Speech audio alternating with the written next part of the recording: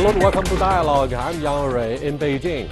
The Court of Arbitration for Sport has upheld the ban on Russia's track and field team from competing at the Rio de Janeiro Olympics. The ban follows whistleblower revelations of a widespread cover-up of doping for Russian athletes, including during the 2014 Winter Olympics at Sochi. But some argue that a blanket ban on the basis of a so-called collective responsibility undermines the presumption of innocence and unfairly punishes individuals who have not been proved to be cheating. What are the facts behind the continued controversy? What are the politics that influence decision-making in international sport? And will a further ban be imposed on all potential Russian competitors for the Rio Olympics, which open in just 2 weeks' time on the 5th of August? To discuss these issues and more, I'm happy to be joined in the studio by Victor Gaozhikai, current affairs commentator, and Anna Tangen, author and columnist. Also, Pavel Felgenhor, Novaya Gazette columnist from Moscow, will join our discussion via telephone interview. But before we begin our discussion, let's look at this. Russian track and field athletes remain banned from international competitions, including the upcoming Olympic Games in Rio. The Court of Arbitration for Sport rejected an appeal by the Russian Olympic Committee and 68 Russian athletes to overturn the suspension implemented in November last year. The decision has enraged Moscow. In general, unfortunately, we have to acknowledge that the court made the decision. I think this decision, of course, violates the rights of clean and honest sports people, and of course creates a precedent of collective responsibility.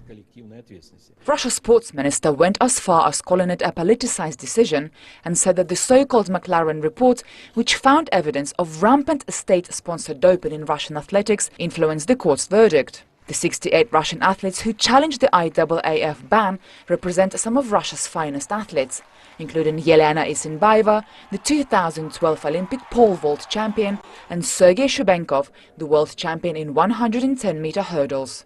They say a blanket ban is unfair, as they have never been suspected of doping before.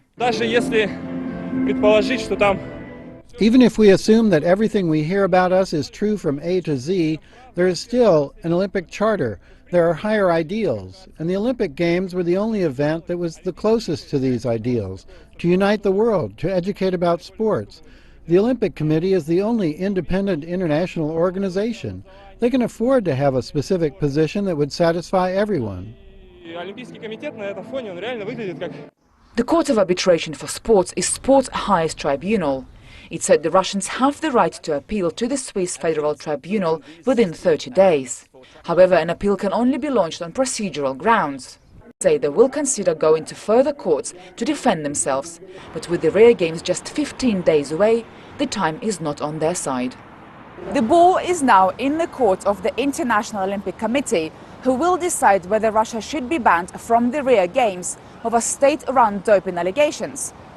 Russia says it has selected some 390 athletes for the Olympic Games, and it will no doubt be a couple of nerve-wracking days for them. But whatever the IOC decides, the doping scandal has dealt a grave blow for the nation that prides itself as a sporting superpower. Gentlemen, what do you make of the immediate response from the Russian authorities towards this ban? Well, 2 points. One is that we need to condemn any kind of doping in sports, especially doping in Olympic sports activities. On the other hand, I think this ruling by the tribunal putting a blanket ban on the track and field athletes from Russia to prevent them from participating in the Rio Olympic is excessive decision. I feel sorry for the athletes, and I feel sorry for Russia.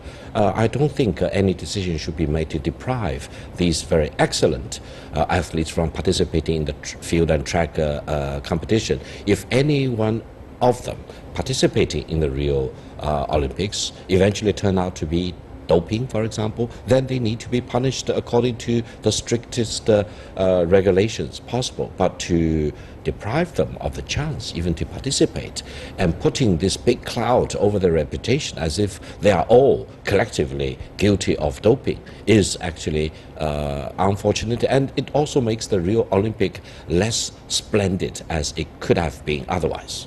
What do you think of Victor's sympathy with those athletes? Well, I think everybody feels for the athletes that were not involved. I mean, obviously, if you're in fencing or some of these shooting and things like that, why would you be banned? Those are not sports which people take enhancement drugs for. But I think there's a larger issue involved here, and that's the Olympics itself. You know, we're talking about in Sochi, there was $51 billion spent on that. In London, over $10 billion. Rio, over 15.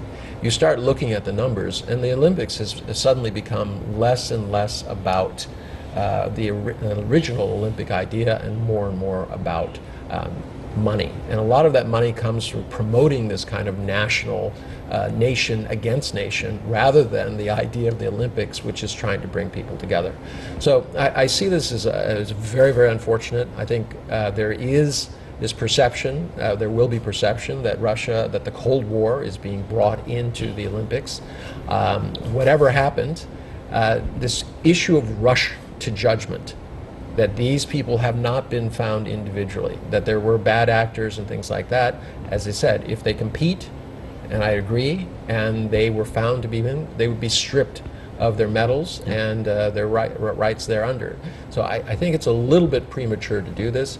Obviously, if the allegations are true, something needs to be done, but not necessarily throwing, you know, these athletes who were innocent in with those who were guilty. Thank you very much. Mr. Pavel Falkenhor, a Russian commentator, is on the phone to join a discussion about the draconian ruling from the Court of Arbitration. Hello, Pavel. Hello. Do you think this ban is fair? I didn't get that. Hello. Hello, Pavel. Do you think the ruling is fair? Well, it's seen as totally unfair in Russia. I think that the Russian athletes and Russia in general are being singled out. There's a kind of belief that in Moscow and in general in the Kremlin most likely and in society that many other parties are also guilty of doping and of course Russian authorities fully agree with the notion that if someone's caught guilty, they should be punished.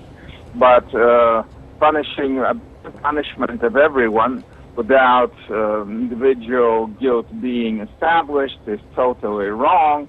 Or it's like, you know, sort of everyone's involved in spying, and if someone's caught spying, then there's tit-for-tat expulsions, but that doesn't lead to total severing of diplomatic relations. So this is seen as something of a declaration of war on Russia. Is it an exaggeration to say this amounts to declaration of a war against Russia? No, I don't think that's fair. I think it does bring the Cold War aspect into something that was meant to never be part of that. But this has happened before. I mean, Russia withdrew from the LA Olympics in protest over other things. So, I mean, this is the problem. Either the Olympic spirit exists, or, all right, you just let it become a political juggernaut of economic greed. I wonder if you guys ever think of the serious consequences arising from such devastating revelations by Dr. Grigory Rodchenkov, Russia's former anti-doping lab director. If you look at what happened to that poor KGB spy, Alexander Litvinenko, who was poisoned to death simply because he betrayed the interests of Russia, and he was subject to the capital punishment, of course, upon the order of someone in Moscow. So what do you think of the worst case scenario for this guy? And second question, now, what do you think of the reliability of such revelations? Well, first of all, the allegations by the former Russian anti-doping regulator himself should be taken very seriously. And I think relevant international bodies need to check out all the details, leave no stone unturned in verifying the validity of the allegations. Having said that, I think it's still a little bit too much for the international bodies to come up with this collective blanket ban on the Russian athletes as a group. They can actually come up with better ways. For example, they can say, for this particular group of Russian athletes, field and track or whatever, at the Rio Olympic, they need to be subject to higher level of scrutiny. They need to take sample of their urine, etc., and then every sample need to be tested very independently, very professionally to avoid any kind of error, making sure that if there is any doping, it will be identified and punitive actions, disciplinary measures need to be applied. That will make sure that doping will be reduced to minimum or completely eliminated, and the athletes themselves who had spent so many years training themselves, looking for this opportunity every 4 years to compete fairly and compete with athletes from other countries. That will make the Rio Olympic a better one. And all of us, the global audience, will benefit from those competition, including the Russian athletes. Yeah, but on a very practical basis, the television rights for this Olympics will be in excess of $1.2 billion. The other revenues that are come in will exceed that. So when you start looking at the amount of money, if in fact the IOC, the International Olympic Committee, is serious about doping, they should be doing this. They should not be relying on poor countries like Kenya or Cuba or something like this to provide their own doping situations. They have the local Olympic Committee do this. If this is important, and it is because of the health of these athletes, they should be taking a more direct role. But it comes down to this issue of money. And this is where I really see things falling apart. Thank you very much. Pavel, what do you think will happen to Dr. Grigory Rodchenkov, as well as the middle distance runner, Ms. Yulia Stepanova?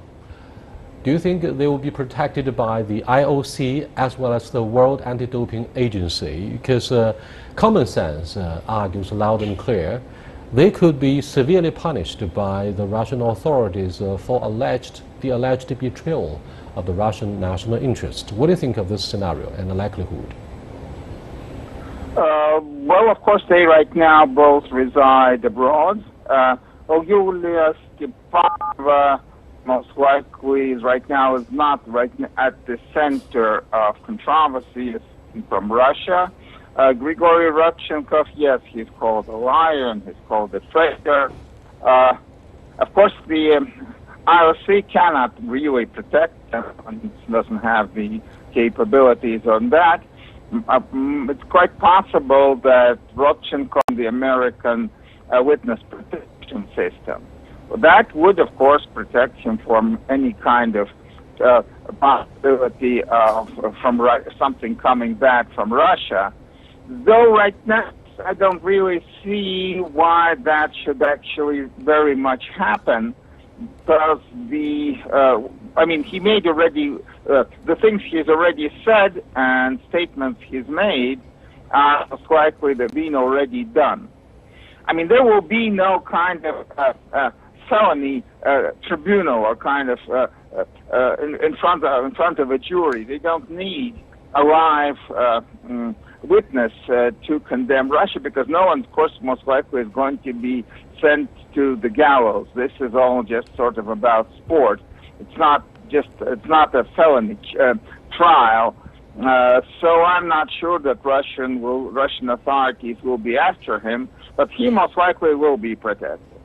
I'd like to add on that. I doubt that the Russian authorities would do anything, because the PR consequences of these people suddenly having accidents or being poisoned would be more damaging than this particular thing. This would label Russia as a rogue nation. So I don't think on the political calculus that this is something that they're entertaining.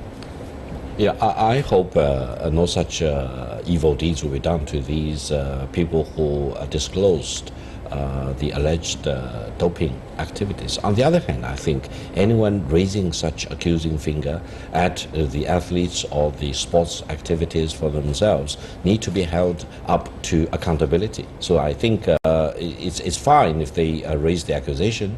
However, they need to be able to prove that the accusations are real, because otherwise, you may actually give incentive for irresponsible accusation, which eventually may end up with huge consequences, not only for the sports activities themselves, but in particular about the athletes who have spent years training for such events.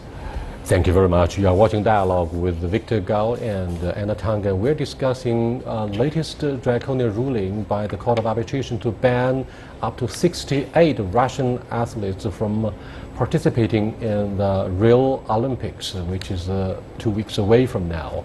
We'll be back in a short while. Stay with us.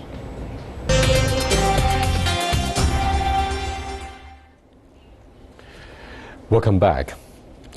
What's the chance for the Russian authorities, as well as 68 track and field athletes from Russia, to have the case overturned if they go to the appeal court? Because they are not very happy about the ruling, are they? The problem is more because there is only about 2 weeks' time left before the beginning of the Rio Olympics. I think the Russians definitely want to go through every step that is still available, but in any proceeding like this, unless the court or the tribunal themselves want to accelerate the whole process, bring the whole thing to a finish within the coming 2 weeks, otherwise it will be really too late. For this reason, feel very sorry for the athletes involved, and I still hope a miracle can happen so that they can, compete in Rio and demonstrate they are good athletes without doping problem, and they can still excel and win medals. It's not just for the pride of Russia; it's the pride for all the athletes in the world who have prepared for this occasion, who have a chance to excel, and who can prove that they are good at the sport. That's what we all look for. Yeah. Over and over, you guys say that the first casualty of the scandal is, of course, the Olympic spirit itself. What do you want to say? Well, no. There, if you read the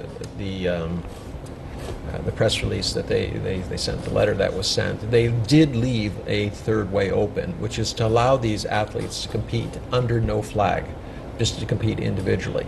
But the difficulty here is that they're saying that we don't believe anything that comes out of Russia, and this is why the young lady who's training in the U.S. is being exempted from this. So I think the Olympic Committee needs to set down exactly what they need. They can bring these kids to Rio. I'm sure most of them are about to be there, already there, and they can test them during those 15 days. Now, what's going to happen to the rest of those Russian athletes, of the whole delegation, up to 300 of them? 400. Almost 400. Yeah, I think the IOC in the coming 2 weeks or so will come up with a decision to emphasize 2 points in my best judgment. One is that they will spare no effort in scrutinizing every sample to make sure that no doping is allowed at all in any of the Olympic sport items. That's number one. Number two is that they want to make sure that good athletes who are not subject to depriving their presumption of innocence beforehand should be allowed to compete on their own merits. And how to balance these two conflicting considerations in the case of the Russian so-called doping scandal, for example, it really requires all the wisdom on the part of the members of that committee of the IOC. And I hope eventually they can come up with a good system to come up with a tailor-made solution for this group of Russian athletes.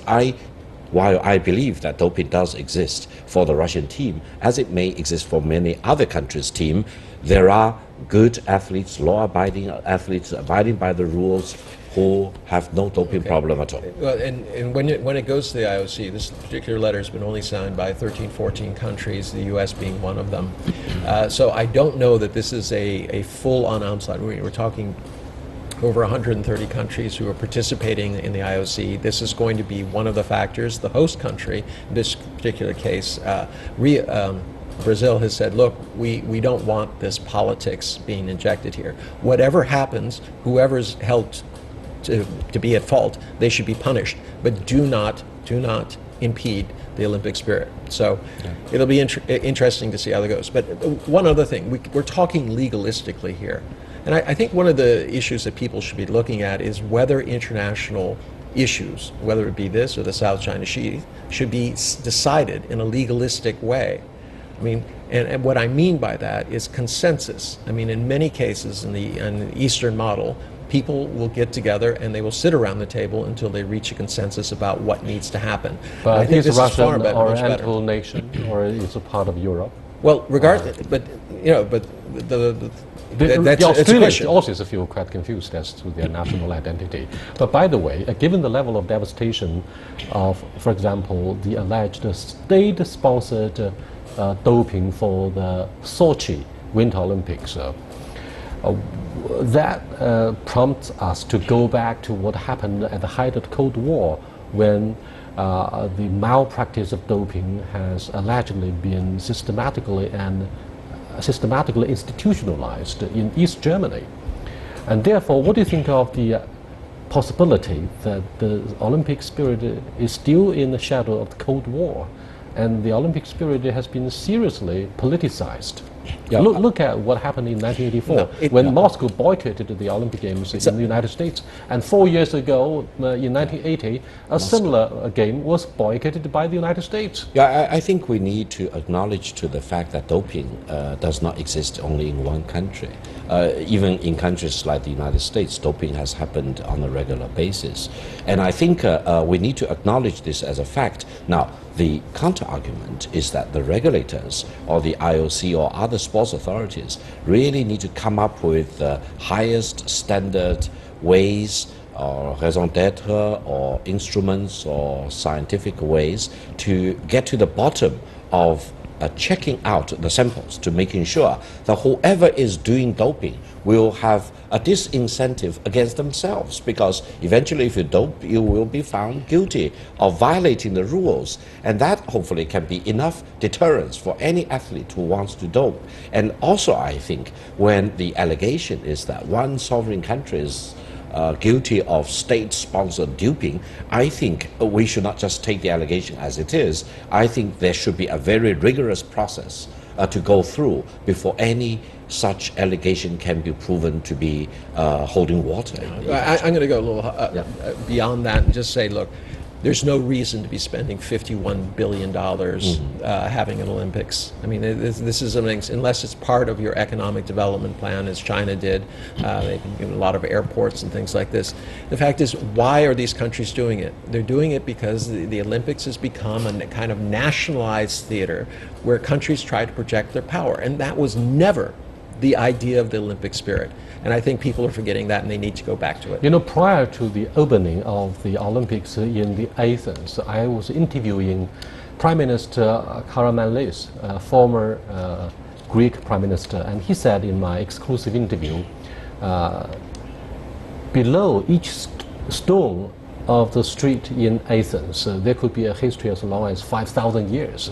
Don't poison the spirit of Olympics. He said, he suggested that in Beijing you did a wonderful job, so you're going to do a wonderful job. So let's look at the alleged politicization of our Olympic spirit. Do you think, given the takeover of Crimea and the economic sanctions that are still in effect, Russia has been totally discredited, and this ban, which is so draconian, is part of the mistrust that still exists between the West and Russia? Well, I think the Western bias or prejudice against Russia is very obvious, and it will take Russians many years, if not decades, to overcome such a level of distrust and prejudice against Russia. On the other hand, I think we need to look at Russia as it is without applying too much of a prejudicial view to Russia. There are major problems in Russia, including in sports in Russia, but I don't think everything is black, and I don't think we need to make the huge mistake of taking everything in Russia as if they are totally negative. There are good examples, there are positive factors in Russia, and I think Russia needs to be looked at in a more balanced way rather than in a singly biased way. Well, From the American balance is perspective. fine, but the fact is, if they've done bad things, they need to be called on it. All right, even China is not in line with the idea of going into another country and seizing land and things. Keeping to your own issues has been part of the problems with in terms of the U.S. overseas. You've objected to that. It cannot be a double standard for Russia. Whatever Russia is doing, they have to be held accountable. But the issue here is, why are you taking innocent athletes who have not been proven guilty and lumping them under some nationalistic banner and declaring them unfit to compete? I hope our Western viewers of dialogue may not buy your idea of showing sympathy with the Russian athlete at this moment, because I doubt they will. they know clearly that China is a special partner in geopolitical terms of Russia. Now, coming back to examine the lessons that the Chinese athletes may draw from the current round of legal battles between Moscow and the IOC or the World Anti-Doping Agency. We have our own bitter memories, and in fact the Chinese are licking wounds at this moment. If you look at the scandal that we had in the swimming pool in Japan, almost the whole team, swimming team, was or had been discredited because of the alleged involvement with the doping. So maybe it's too early for the Chinese and the American athletes to be too happy about having more medals as a result of the ban on the Russian athletes in the track and field. So what do you think of what we can learn from this? I think from the Chinese side, I think the lesson is very simple and very straightforward. No doping, and no doping should be allowed. And if you do doping, Zero tolerance for doping. Tolerance for doping, and if any does doping, try to enhance their performance, they need to be held to the highest standard. They need to be deprived of all the honors they have received, and they should really live the rest of their life in disgrace. And I think only by applying the highest standard of anti-doping can China apply to a better standard, and athletes can live up to win honors that they truly deserve. That's a better way to do sports. I'd agree. I mean, if Confucianism is about taking responsibility for your actions, I mean, this is very, very important. And I think this is something that has to be, as you say, zero tolerance. But given the huge reward, commercial reward But for why? your brilliant performance, your excellence in the track and field, many athletes may still run the risk of challenging the moral bottom line. Absolutely, and I think it's exactly because of the huge incentive that's over there that the athletes themselves, their coaches, their team management people, and the whole sports bureau in China, and all the audience like we are, need to help everyone in this particular field to achieve the zero tolerance standard, because otherwise a single bad drop of dirt will spoil the goodness of the whole Thank you very much. Yeah. This is a dialogue about the impact upon Russia, which was banned from participating in the Rio Olympics due to the doping. I'll see you next time. Goodbye.